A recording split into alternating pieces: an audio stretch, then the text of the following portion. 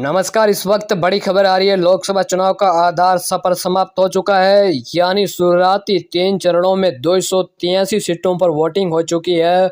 अब आगे 4 चरणों में 260 सीटों पर मतदान होगा। 3 चरणों की वोटिंग के बाद राजस्थान की मशहूर फरोदी सट्टा बाजार के नतीजों को लेकर ताज़ा आंकलन सामने आ गया।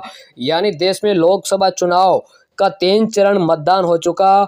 1 जून तक बाकी 4 जूनों का मतदान होगा, जिसके बाद 4 जून को लोकसभा चुनाव के नतीजे आपके सामने होंगे। लेकिन इन नतीजों से पहले हार जीत का आंकलन किया जा रहा है। सबसे आंकलन राजस्थान के मशहूर फरोदी सट्टा बाजार में हो रहा है। फरोदी का 500 साल पुराना सट्टा बाजार अपने आंकलन को पूरी दुनिया में मशहूर कहा जाता है। फरोदी सट्टा बाजार में लगे गए हार जीत के आंकलन सबसे सटीक बैठते हैं।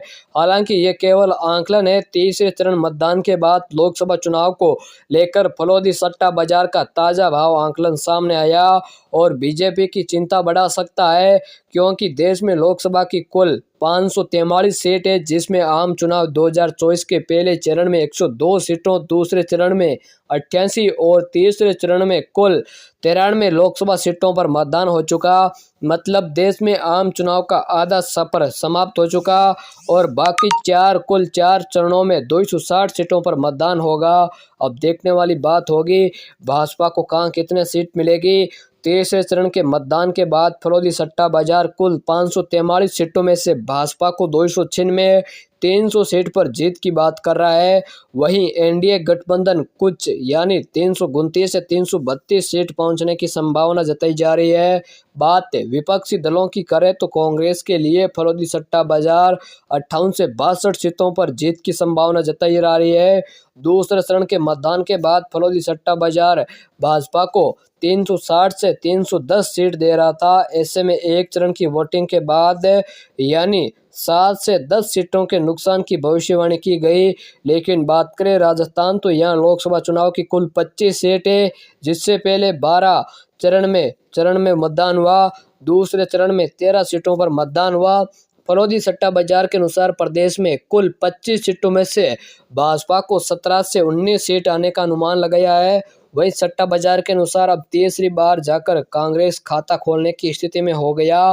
कांग्रेस को 25 से यानी 4 से 5 सीट आने की संभावना जताई जा रही है। वहीं अगर राजस्थान की 4 हॉट सीट जोधपुर, बाड़मेर, जैसलमेर, जालौर और नागौर नतीजों पर फरोदी सट्टा बाजार में जमकर पैसे लगाए जा रहे हैं। इन 4 सीटों पर प्रत्याशी पर लगने वाले भाव से हार जीत की संभावना जताई जा रही है। आपको बता दें, यहाँ पर जोधपुर से गजेंद्र सिंह शेखावत का भाव 40 से 45 पैसे हैं। वहीं बाड़मेर से देश भर के लोगों को आकर्षित करने वाली यहाँ से भाजपा तीसरे नंबर लेने का आंकलन है। फरोदी सट्टा बाजार के अनुसार यहाँ पर कांग्रेस के प्रत्याशी काफी मजबूत है। वहीं राजस्थान के पूर्व मुख्यमंत्री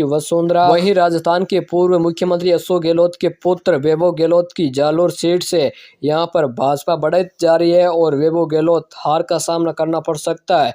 फिर से नागौर से बेनीवाल का मुकाबला रोचक है।